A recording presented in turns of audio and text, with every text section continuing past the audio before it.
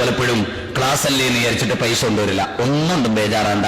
കയ്യിന്റെ 2 വിരലിലുള്ള മോതിരം, കൈത്തണ്ടയിലുള്ള വള, കഴുത്തിലുള്ള മാല, അരയിൽ തൂക്കിയ അരഞ്ഞാണം, ഇതൊക്കെ ആഭരണമാണ്, ഇതൊക്കെ സ്വർണമാണ്, ഇതൊക്കെ പുണ്യമുള്ള കാര്യമാണ്. അതുകൊണ്ട് അത് അഴിച്ചിട്ട് അവിടെ ബക്കറ്റ് ഉണ്ട്, അവിടെ ഇടുക. 1 പവൻ, 2 പവൻ, 5 പവൻ. ഇത് വെറുതെ പറയില്ല.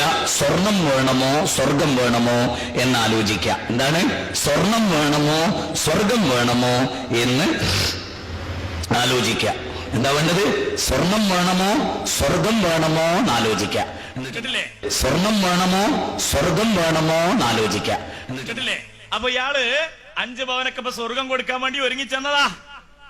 5 പവന് സ്വർഗം കൊടുക്കാനേ മുജാഹിദ് മൗലവി ഒരുങ്ങി ചെന്നതാ സ്ത്രീകളുടെ മുന്നിലേക്ക്. എന്നിട്ട് ഇയാൾ എന്നെ പ്രസംഗിക്കുകയാണ്. എന്തേ ഇനി വലിയ സംഖ്യ തരാൻ ഉദ്ദേശിക്കുന്ന ഒരു 5 പവൻ, ആ 5 പവന്റെ സംഖ്യയും കാര്യങ്ങളൊന്നും അല്ല, വലിയ സംഖ്യ തരാൻ ഉദ്ദേശിക്കുന്ന ആളുകൾ ചെയ്യേണ്ടത് എന്താണ്?